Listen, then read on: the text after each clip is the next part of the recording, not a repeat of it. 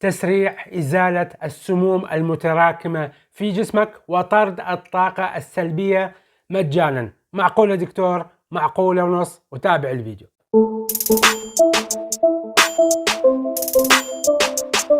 مرحبا متابعينا الاعزاء ومشاهدين الجدد، معكم دكتور فراس العلي، احييكم اينما كنتم على قناتكم الطبية.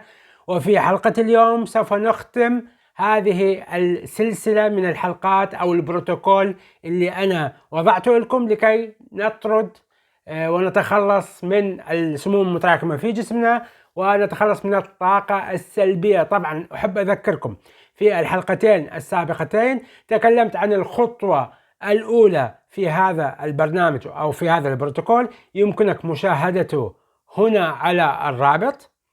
وطبعا الخطوة الثانية من هذا البروتوكول أيضا موجودة على القناة للمشاهدين الجدد، يمكنكم أن تتعرف عليها أيضا على الرابط هنا أو في الوصف في آخر الفيديو. طبعا أخواني الكرام، هذه الخطوات كلها وهذا البروتوكول أعمل لكي يساعد أكبر عدد من الناس للتخلص والخروج من الدوامة التي يعانون منها من كثير من المشاكل الصحية والمضاعفات الكثيرة بعد الأوبئة وبعد جميع هذه الظروف التي مرينا بها كلنا في آخر السنوات.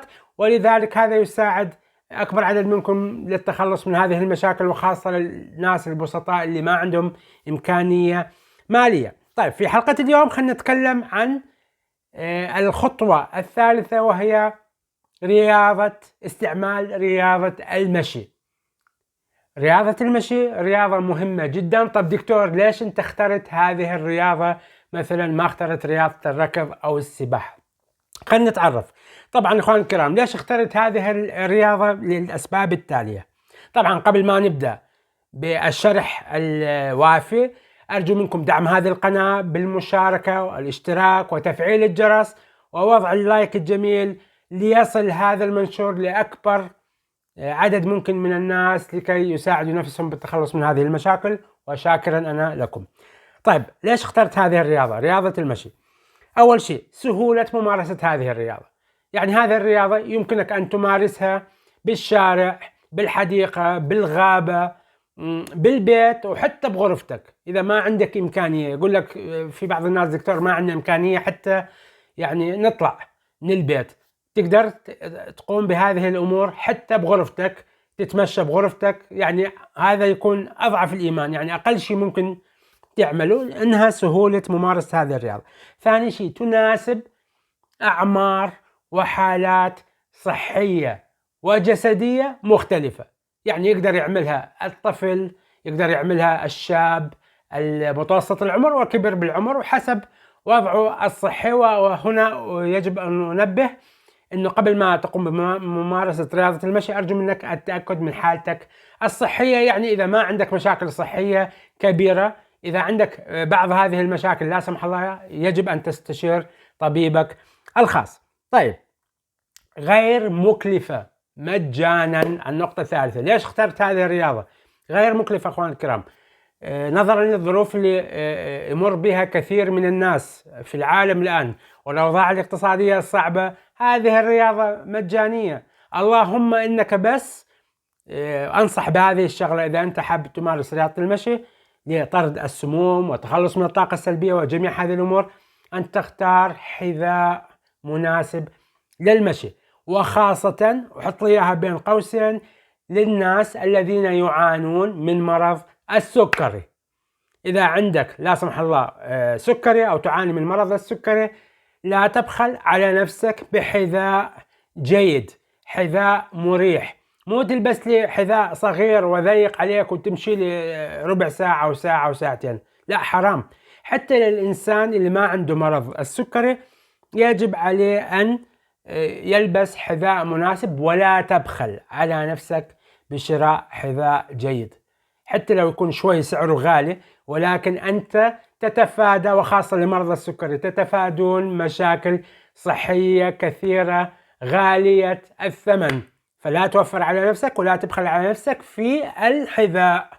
هذا نقطة مهمة. النقطة الرابعة، هذه الرياضة غير خطرة ولا تسبب مضاعفات صحية. قل لي ليش دكتور يوجد رياضات خطر، يعني رياضة خطرة؟ نعم اخوان الكرام. يعني هسه اذا انت قلت لي خيرتني بين المشي والركض، لا اختار المشي.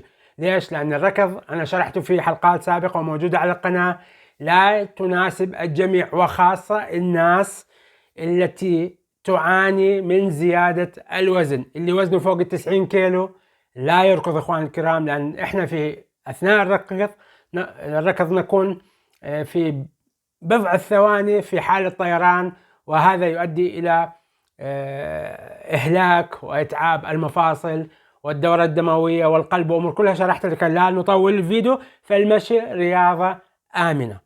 طيب ما هي الفوائد اللي نحصل عليها شلون طيب دكتور إنك هذه الرياضة تساعدنا في طرد السموم وتحفيز وطرد الطاقة السلبية؟ أول شيء عبر تحفيز الدورة الدموية. انتم ملاحظين اللي متابعيني دائما انا اركز على الدورة الدموية، لان اذا احنا ما شغلنا الدورة الدموية بطريقة صحيحة ما راح نتخلص من مشاكلنا. ليش؟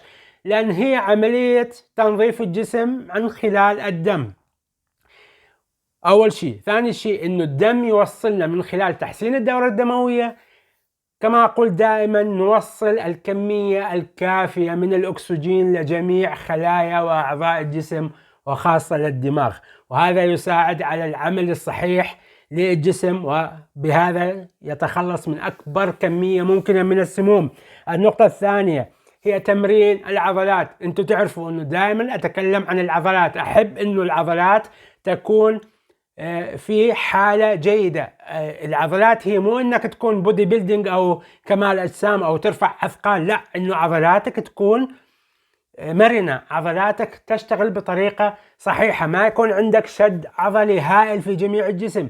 المشي يساعد على مرونة العضلات، ويساعد اذا العضلات كانت مرنة تساعد ايضا على تحسين الدورة الدموية، تخفف من مشاكل كثيرة. الشد العضلي يؤدي إلى مشاكل كثيرة، أوجاع الرأس، ارتفاع ضغط الدم، هذه الأمور كلها. وبالتخفيف وتحسين الدورة الدموية وتخفيف الشد العضلي يتدفق الدم بشكل أكثر، تتوسع الأوعية الدموية، وبهذا نخفف عن القلب ونخفف زيادة لزوجة الدم، والقلب يصير يضخ الدم بطريقة سهلة وسلسة. شايفين شلون كل شيء يكون متشابك مع بعضه. النقطة التالية تحسين المزاج. أكيد مو إذا أنت وصلك كمية كافية من الأكسجين لمخك فالدماغ يرتاح ويقول لك بارك الله بك وشكرا لك. ليش؟ لأن وصلوا كمية كافية من الأكسجين، وطبعا عند مرونة العضلات واسترخائها تحسن من مزاجك مع استنشاقك الكمية الكافية من الهواء الطلق. طبعا هذه الأمور كلها تؤدي إلى طرد الطاقة السلبية المخزنة، تطردها من خلال تحسين الدورة الدموية، تغيير وضعك بالبيت أو تطلع تتغير الجو، يساعدك على طرد الطاقة السلبية. وطبعا نتعرق، وذكرتها في الحلقة السابقة، عن طريق التعرق وعن طريق فتح المسامات، هذا أيضا يساعد على طرد السموم. وخلنا ننتقل للنقطة الأخرى، هي تحسين عمل الجهاز الهضمي. تكلمت عن هذا الشيء في الحلقة السابقة.